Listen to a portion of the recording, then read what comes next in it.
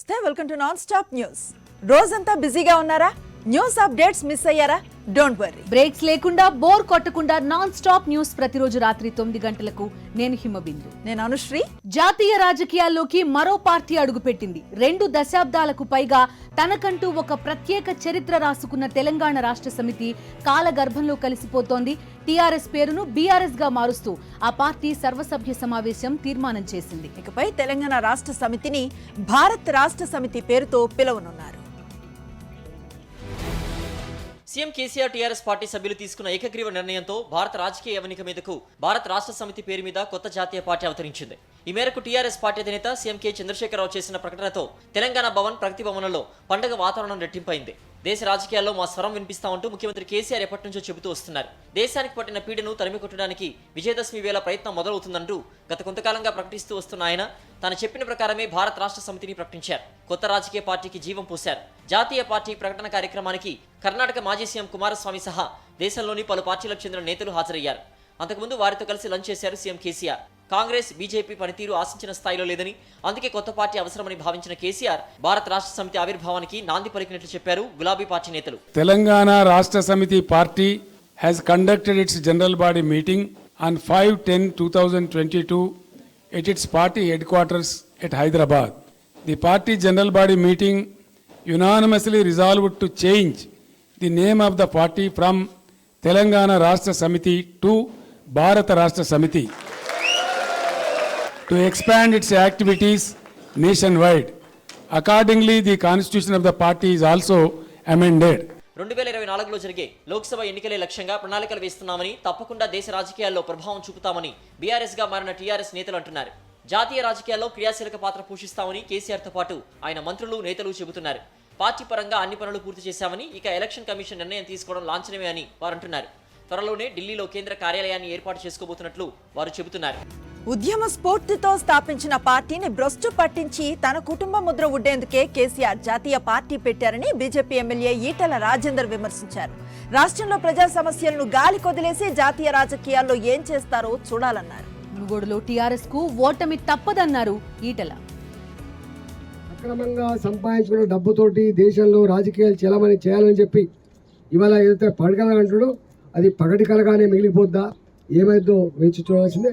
ఒక్కటి మాత్రం సత్యం, కూట్లే రాయి తీయలేనోడు ఎట్ల రాయి తీసినట్టుగా ఇక్కడ తెలంగాణ గడ్డ మీద అనేక వర్గాల ప్రజానికం ఈ ముఖ్యమంత్రి మీద విశ్వాసం కోల్పోయి ఇవాళ అనేక రకాల బాధలు పడుతున్నప్పుడు ఇవాళ ఆ సాంప్రదాయాన్ని, ఆ దుఃఖాన్ని దేశం మీద రుద్దే ప్రయత్నం చేస్తున్నట్టుగా కనపడతా ఉంది.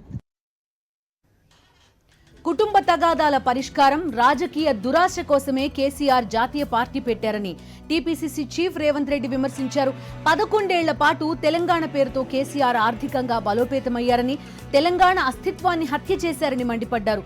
తెలంగాణ హంతకుడు కేసీఆర్ కు ప్రజలు బుద్ధి చెప్పాలన్నారు. ప్రజలను మభ్యపెట్టేందుకే బీఆర్ఎస్ స్థాపించారని, రానున్న రోజుల్లో ప్రపంచ రాష్ట్ర సమితి కూడా పెట్టినా ఆశ్చర్యపోనవసరం లేదన్నారు.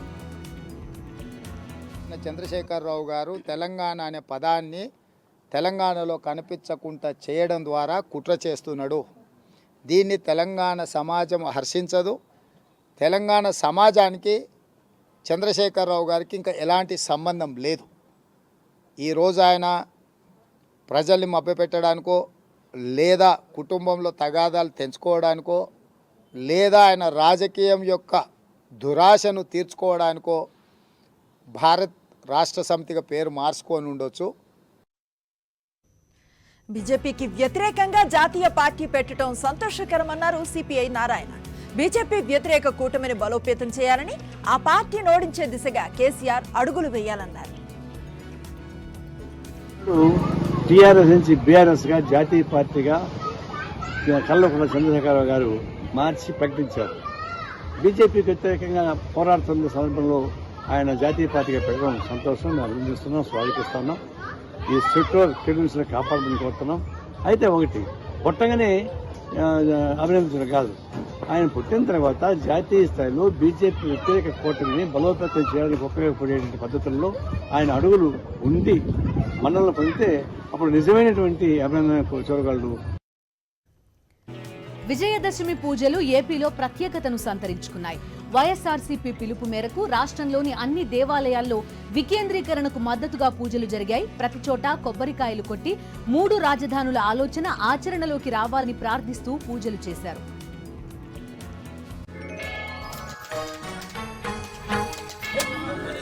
విజయవాడ ఇంద్రకీలాద్రిపై కొలువైన రాజరాజేశ్వరి అమ్మవారిని దర్శించుకున్నారు మంత్రి ఆర్కే రోజా. రాష్ట్ర ప్రజలకు దసరా శుభాకాంక్షలు తెలిపిన ఆమె వికేంద్రీకరణ జరగాలని కోరుకున్నట్లు చెప్పారు. వికేంద్రీకరణ జరిగితే మళ్లీ మొక్కులు తీర్చుకుంటామన్నారు.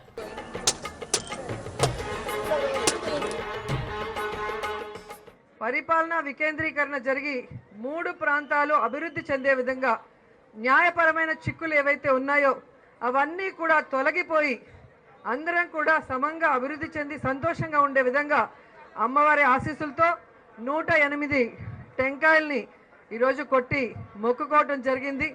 ఆ మొక్కు తీరిన తర్వాత మళ్ళీ వచ్చి అమ్మవారి మొక్కు తీర్చుకుంటాం.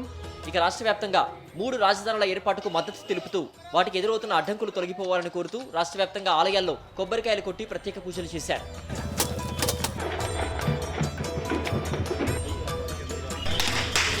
మూడు ప్రాంతాల సమగ్ర అభివృద్ధి జరగాలని, 3 రాజధానులు గొప్పగా ఉండాలని, అందులో అమరావతి ఉండాలని కోరుకున్నట్లు పూజలో పాల్గొన్న వారు చెప్పారు. అందరూ బాగుండాలన్నదే ముఖ్యమంత్రి జగన్మోహన్ రెడ్డి ఆకాంక్ష అని, అందుకోసమే ఆయన చిత్తశుద్ధితో పనిచేస్తున్నారని వైఎస్ఆర్సీపీ నాయకులు చెబుతున్నారు. సమగ్రాభివృద్ధి అనే విధానాన్ని పట్టించుకోకపోతే భవిష్యత్తు పట్ల యువత ఆశలు సన్నగిలిపోతాయని అంటున్నారు. ఉత్తరాంధ్ర ప్రజల కోసమే సీఎం జగన్మోహన్ రెడ్డి 3 రాజధానుల నిర్ణయం తీసుకున్నారని మాజీ మంత్రి కొడాలి నాని అన్నారు. 3 రాజధానులకు అమ్మవారి ఆశీస్సులు ఉండాలని ఆకాంక్షించారు. ఈ మేరకు కృష్ణా జిల్లా గుడ్లవల్లేరు మండలం వేమవరం శ్రీ కొండాలమ్మ దేవస్థానంలో ప్రత్యేక పూజా కార్యక్రమాలు చేశారు. రాష్ట్ర సంపద అంతా ఒకే చోట పెడితే ప్రాంతీయ విద్వేషాలు వస్తాయని గుర్తు చేశారు. 3 రాజధానులు అంటే 3 ప్రాంతాలు, ఉత్తరాంధ్ర కావచ్చు, రాయలసీమ కావచ్చు, ఆంధ్ర కావచ్చు, అభివృద్ధి చెందాలి. 3 సమానమైనటువంటి ప్రాంతాలుగా ఉండాలన్నటువంటి ఉద్దేశంతో 3 రాజధానుల నిర్ణయం తీసుకోవటం జరిగింది. కొంతమంది ఇక్కడ అమరావతిలోనే అన్నీ ఉండాలి, ఇతర ప్రాంతాలకి ఏమీ ఇవ్వటానికి వీల్లేదని చెప్పి ఉద్యమాలు నడుపుతున్నారు. వాటన్నిటినీ కూడా ప్రజలు కానీ పైన ఉన్నటువంటి ఆ దేవదేవుడైనటువంటి దేవుళ్ళు కానీ దేవతలు కానీ హర్షించేటువంటి అవకాశం ఉండదు.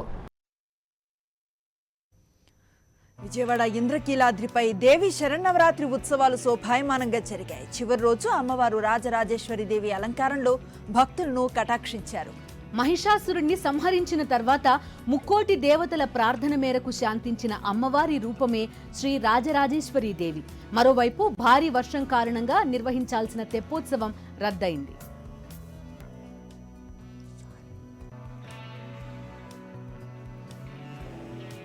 తిరుమల శ్రీవారి సాలకట్ల బ్రహ్మోత్సవాలు పరిసమాప్తమయ్యాయి. వివిధ వాహన సేవల్లో 8 రోజుల పాటు విహరించిన స్వామివారు చక్ర స్నానంతో సేద తీరారు. ఆలయ పుష్కరిణిలో శాస్త్రోక్తంగా వేద మంత్రాలతో చక్ర స్నానం చేయించారు పూజారులు. ఈ వేడుకను చూసేందుకు భక్తులు పెద్ద సంఖ్యలో తరలివచ్చారు. పర్వత రాష్ట్రం జనసంద్రమైంది. హిమాచల్ ప్రదేశ్లో దసరా సంబరాలు అంబరాన్నంటుతున్నాయి. కులులో నిర్వహిస్తున్న అంతర్జాతీయ దసరా మహోత్సవ వేడుకలకు ప్రధాని నరేంద్ర మోదీ ముఖ్య అతిథిగా హాజరయ్యారు. స్థానిక సంప్రదాయ కట్టుతో ప్రజలకు అభివాదం చేశారు.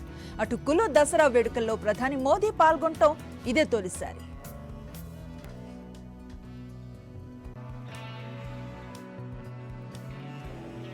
అంతకుముందు బిలాస్పూర్లో ఎయిమ్స్ సహా పలు అభివృద్ధి కార్యక్రమాలకు శంకుస్థాపనలు చేశారు ప్రధాని మోదీ. గత ప్రభుత్వాలు శంకుస్థాపనలకే పరిమితమయ్యాయని, కానీ బీజేపీ అధికారంలోకి వచ్చాకే అభివృద్ధి ఫలాలు ప్రజలకు చేరుతున్నాయని అన్నారు. పచ్చని పర్యావరణ రాష్ట్రమైన హిమాచల్ ప్రదేశ్ అంతర్జాతీయ విశ్వవిద్యాలయాలకు నిలయంగా మారుతోందన్నారు. కేంద్ర విశ్వవిద్యాలయం, ఐఐటి, ఐఐఎంతో పాటు ఇప్పుడు ఎయిమ్స్ కూడా హిమాచల్ మణిహారంలో చేరాయన్నారు. విజయదశమి రోజున ఈ కార్యక్రమాలను ప్రారంభించడం తనకు ఎంతో ఆనందంగా ఉందన్నారు ప్రధాని నరేంద్ర మోదీ.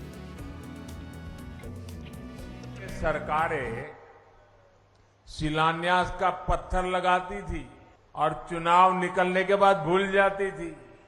आज भी हिमाचल में जाओगे, हमारे धूमल जी ने एक बार कार्यक्रम किया था, कहां कहां पत्थर पड़े हैं ढूंढने का, और ढेर सारे ऐसे कार्यक्रम जहां पत्थर पड़े थे काम नहीं हुआ था. मुझे याद है मैं एक बार रेलवे का रिव्यू कर रहा था. आपके ऊना के पास एक रेलवे लाइन बिछानी थी, 35 साल पहले निर्णय हुआ था, 35 साल पहले पार्लियामेंट में घोषणा हुई थी, लेकिन फिर फाइल बंद। हिमाचल को कौन पूछे? ఢిల్లీ రామ్లీలా మైదానంలో రావణ దహన కార్యక్రమం ఘనంగా జరిగింది. Pan India star Adipurush Prabhas హాజరై రావణాసురుడి దిష్టిబొమ్మను దగ్ధం చేశాడు. ప్రభాస్ ను చూసేందుకు ఫ్యాన్స్ భారీగా తరలి వచ్చారు. జై శ్రీరామ్ నినాదంతో మైదానం హోరెత్తింది.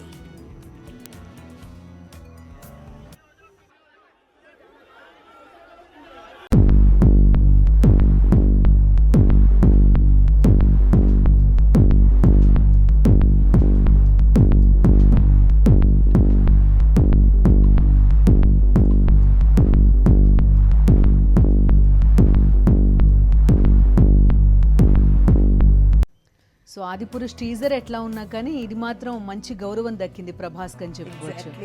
ఇక మిగతా వివరాలు చూద్దాం. ఢిల్లీలోని ఎర్రకోట వద్ద విజయదశమి వేడుకలు అంబరాన్నంటాయి. ఈ కార్యక్రమానికి ఆ రాష్ట్ర ముఖ్యమంత్రి కేజ్రీవాల్ ముఖ్య అతిథిగా హాజరయ్యారు. రామాయణ ఘట్టాలను కళాకారులు ప్రదర్శించారు. ఆ తర్వాత రావణ దహన కార్యక్రమం నిర్వహించారు. చెడుపై మంచి సాధించిన విజయానికి ప్రతీక విజయదశమి. రావణ సంహారం జరిగిన రోజు కూడా ఇదేనని పురాణాల్లో ఉంది. అందుకే విజయదశమి నాడు దేశవ్యాప్తంగా రావణ దహన వేడుకలను నిర్వహించడం ఆనవాయితీ.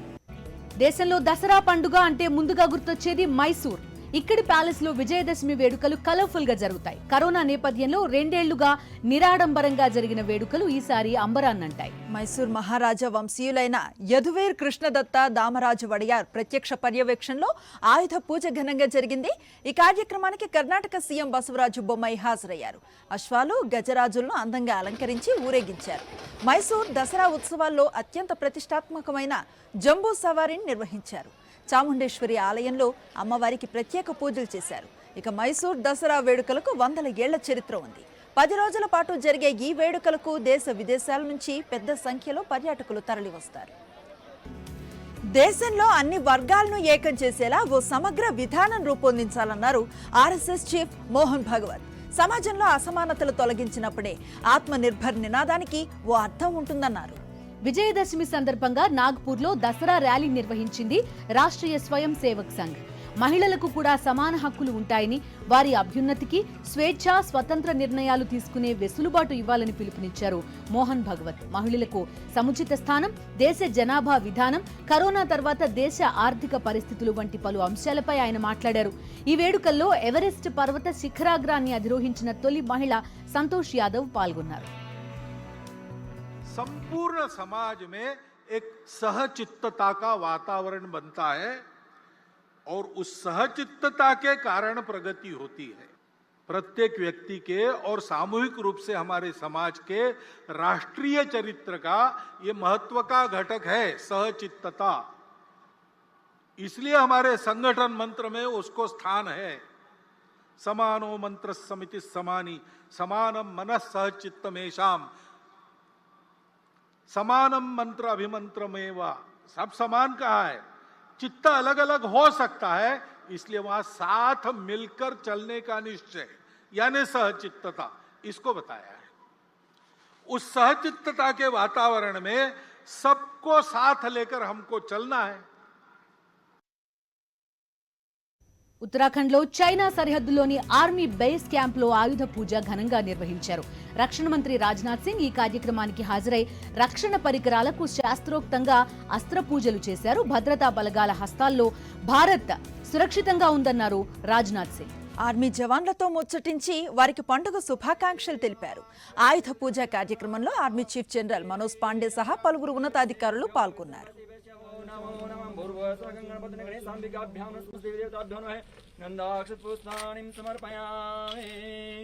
ओम ओखरीः प्रतिमोदतं पुष्पवतीः प्रशुवरीः अस्वैव सजित्वरीर्वीरुधः पारैष्णवः माल्यादीनि सुगन्धीनि मालित्यादीनि वै प्रभो मया हितानि पुष्पाणि पूजार्थं प्रतिगृह्यतां भूर्भुवस्सः गणपतिं गणेशाम्बिका ओम सुजात.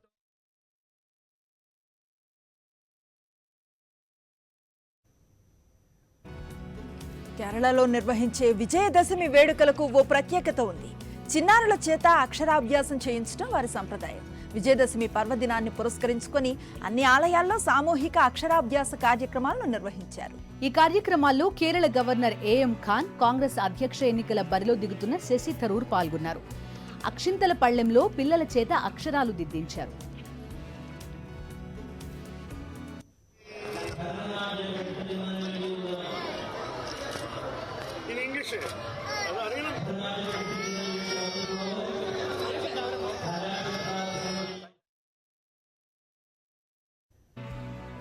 కేంద్ర హోంమంత్రి అమిత్ షా కశ్మీర్ లోయలో పర్యటించారు. పలు అభివృద్ధి కార్యక్రమాలకు శంకుస్థాపన చేసిన ఆయన కశ్మీర్ అభివృద్ధి, ఉగ్రవాద నిర్మూలనపై సమీక్ష నిర్వహించారు.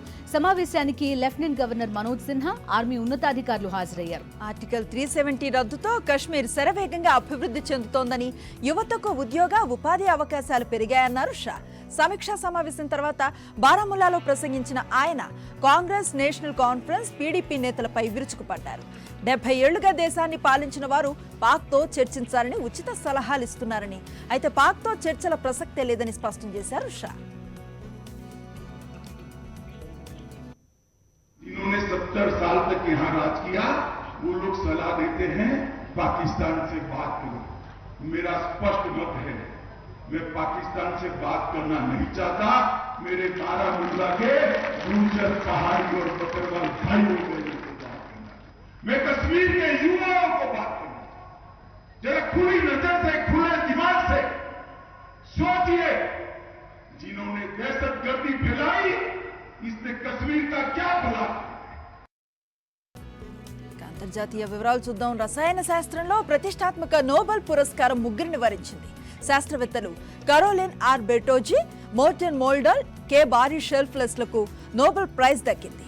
Royal Swedish academy of sciences ఈ అవార్డుని ప్రకటించింది. క్లిక్ కెమిస్ట్రీతో పాటు బయో ఆర్థోగోసల్ కెమిస్ట్రీలో చేసిన పరిశోధనలకు గాను వీరికి నోబెల్ దక్కింది. మరోవైపు బారీ షాప్లెస్కి నోబెల్ రావడం ఇది రెండోసారి. 2001లో కూడా ఆయనకు నోబెల్ వచ్చింది. అటు 2 సార్లు నోబెల్ పురస్కారాలు అందుకున్న వారిలో 5వ వ్యక్తిగా నిలిచారు బారీ.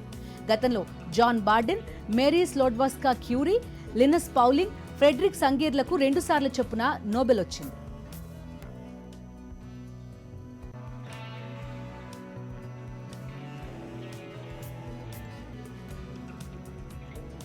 వాతావరణ వివరాలకు వెళ్దాం. అల్పపీడనం, ఉపరితల ద్రోణి ప్రభావంతో 2 తెలుగు రాష్ట్రాల్లో విస్తారంగా వానలు కురుస్తున్నాయి. కోస్తా ఆంధ్ర, రాయలసీమ జిల్లాల్లో ఉరుములు మెరుపులతో కూడిన వర్షాలు పడుతున్నాయి. మరోవైపు కోస్తా ఆంధ్ర తీరం వెంబడి గంటకు 40 నుంచి 45 కిలోమీటర్ల వేగంతో గాలులు వీస్తున్నాయి. తెలంగాణలోనూ పలు జిల్లాల్లో వానలు కురుస్తున్నాయి.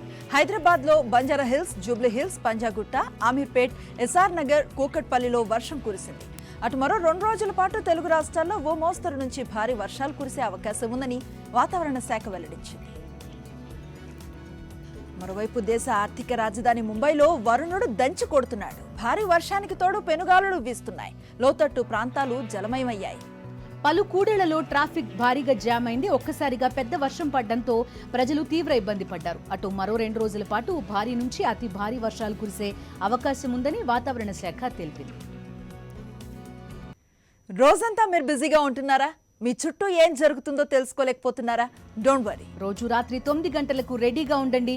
సాక్షి టీవీ మీకు నాన్ స్టాప్ న్యూస్ అందిస్తుంది.